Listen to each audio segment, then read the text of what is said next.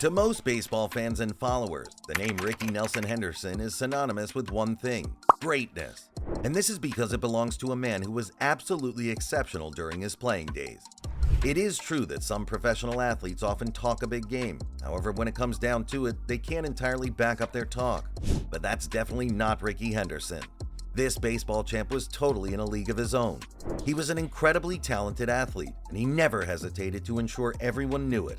Henderson did not just talk a big game, he walked the talk. Before the end of his truly outstanding career, Rickey Henderson would become the MLB's all-time stolen base leader, leaving a trail of dust and achievements in his wake. He was also the league leader in runs scored, unintentional walks, and most leadoff home runs to start a game. It was like he had a personal vendetta against the record books. But that's not even all. Henderson's trophy shelf was practically bursting at the seams. He won not one, but 2 World Series championships, solidifying his place as a legend in baseball history. And in 1990, he was crowned the American League's MVP, a title that suited him just perfectly. So yes, Henderson talked a big game, but he had the numbers to back it up. You see, this baseball legend was born with an insatiable desire to be the best. By the time he was done, that's precisely what he was. But then, what's even more interesting about this man is that his life story is just as exciting as his career trajectory, and it is a story you definitely want to hear. As if to show that this phenomenal player was always marked out for greatness, Rickey Henderson has always been surrounded by unique occurrences, right from his birth. To start with, it was on the chilly Christmas morning of 1958 that this speedy legend was born in Chicago. And as if being born on this special day wasn't unique enough, Rickey was born in the backseat of an Oldsmobile before his mom could even make it to the hospital. So we could safely say that the young champ had so much speed in him, he couldn't wait to make it to the hospital. Sadly, Rickey didn't spend much time with his birth father, who met a tragic end in a car accident while he was still young. But then, as fate would have it, life took an exciting turn when his mother got married to a man named Paul Henderson during Rickey's junior year in high school. The family, including Rickey, adopted the Henderson surname, and it was with this name that history was written. No doubt, Henderson was a force of nature when it came to sports right from the very beginning, especially in baseball. He joined Little League, and since most of the kids were batting right-handed, he followed suit. But here's the twist: while he batted right-handed, he threw with his left, which was a true rarity in the game, especially for non-pitchers. In fact, until 2008, only 57 position players in the history of Major League Baseball were known to bat right and throw left. Of course, Rickey Henderson stands out as the most successful among them. Not surprisingly, baseball wasn't the only sport he played. This young sports all-rounder added basketball, track, and football to his repertoire at the Oakland Technical High School, and he was a standout performer. Standing just under 6 feet tall, he might not have been the tallest guy in the field, but he was stocky, lightning fast, and committed to giving it his all. During his junior and senior years, Henderson's batting averages were remarkable, clocking in at .716 and .465 respectively. But it wasn't just his athletic prowess that set him apart, it was his attitude. The young champ was always upbeat, cheerful, punctual, and hardworking, which endeared him to those around him. Another interesting aspect of Henderson's story is that despite being supremely gifted on the diamond, his heart initially belonged to football, and boy did he shine on the gridiron. He would even become an All-American, stacking up 1,000-yard rushing seasons during his junior and senior years. Of course, schools across the country courted him, including USC and Arizona State. But it was at this point that he made a fateful decision which would alter the course of his life. The story is that Henderson turned to his mother and asked her to help him choose. Should he pursue a career in college football and perhaps one day fulfill his dream of playing for the Oakland Raiders, or should he stick with baseball? Well, she chose baseball, and that decision would mark the beginning of a truly unique and illustrious career in the game. The 1979 season started with Henderson storming into the major leagues with the Oakland A's. And he dazzled on that first day, hammering out 2 hits and swiping a base to the awe of his fans. This marked a fiery beginning to an epic journey. By 1980, Rickey Henderson was continuing to make waves across MLB. He batted a solid .274, launched 1 memorable home run, drove in 26 runs, and unleashed a blazing speed that helped him steal an eye-popping 33 bases. If anyone hadn't heard of this baseball phenom before 1980, they most certainly knew his name by the end of that unforgettable year. 3 things truly stood out in the star's gameplay: his field prowess, unconventional batting stance, and unmatched ability to steal bases. Moreover, Henderson formed an awe-inspiring trio in the outfield with Tony Armas and Dwayne Murphy.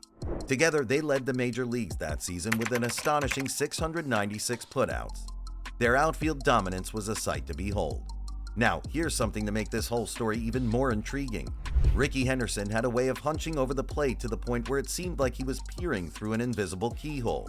Well, many people didn't like this stance at first, and even opposing players mocked him for it. But then, this baseball enigma posted an impressive .303 batting average, crushed 9 home runs, collected 179 hits, and drove in 53 runs with that same stance. And when he got on base, well, that's when the real show began. No doubt, baseball fans were mesmerized when Henderson zoomed past Ty Cobb's single-season American League stolen base record of 96 and finished the year with a clean 100 steals. He became only the 3rd player in MLB modern era to achieve such a feat.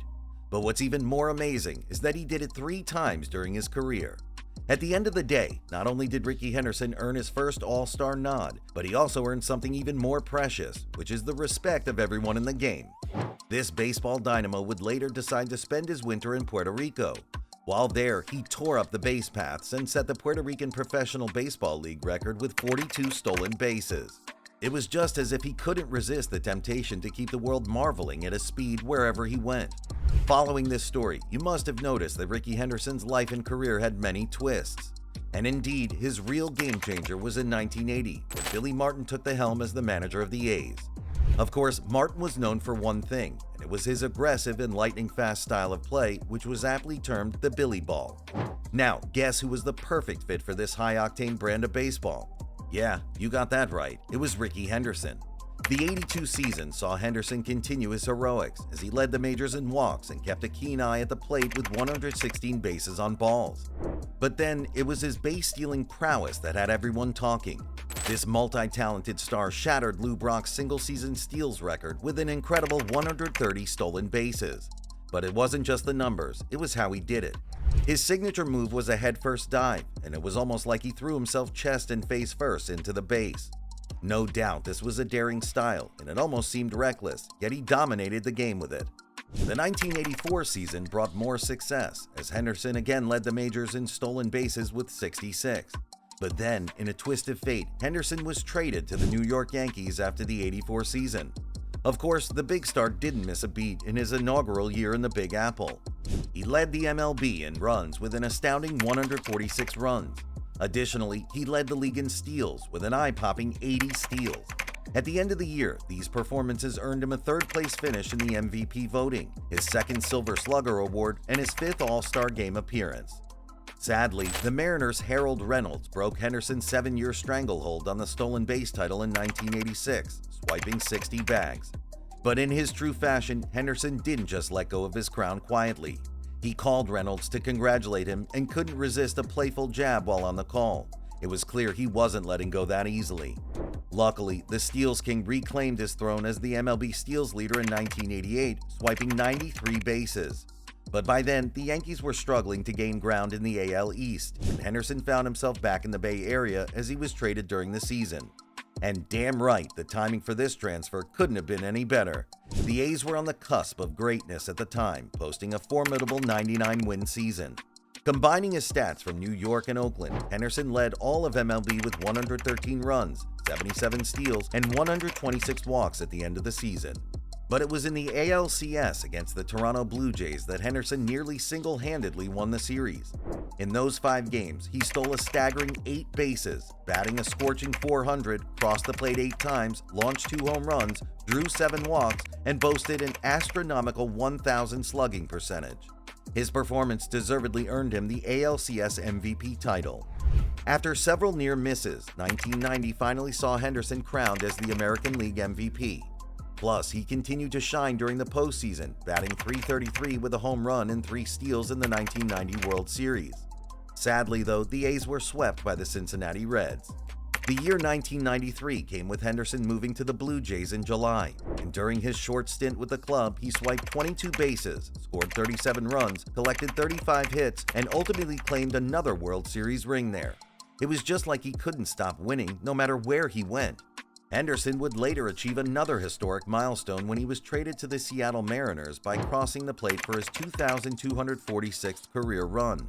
This meant he had surpassed Ty Cobb on the all-time runs list, and that feat earned him a deal with the Boston Red Sox in 2002, where he added 8 steals, 40 hits, and 40 runs to his already impressive career stats. After the 2002 season, Boston released Henderson, and he found himself without an MLB team for the upcoming season. But then, fans of the Newark Bears, which was an independent Atlantic League team, were shocked when they learned that Henderson had signed a $3,000 contract to play for the club in 2003. Well, this already proven star would go on to silence critics by dropping really admirable performances for the Bears. He even went on to earn the Atlantic League All-Star Game MVP title. Impressed by his performance, the LA Dodgers signed Henderson for the remainder of the season, and there he stole 3 bases, belted 2 homers, collected 15 hits, and scored 7 runs, all within the remaining 30 games of the season. Sadly, every good thing must come to an end, and after a quarter-century of professional baseball, Henderson retired at the end of the 2003 season. But he had already left an undeniable mark on the game forever. This absolute legend played in 4 different decades, amassing a .279 overall batting average, 1,115 RBIs, 2,190 walks, 1,406 stolen bases, 297 home runs, 3,055 hits, and an astounding 2,295 runs. He was also a 2-time World Series champion, an AL MVP, an ALCS MVP, a 10-time All-Star, a Gold Glove winner, a 3-time Silver Slugger Award recipient, and a 12-time MLB stolen base leader. Moreover, the A's retired his number 24, and he was inducted into Oakland's Hall of Fame at the end of it all. There's barely any way you could have had it better as a professional baseball player.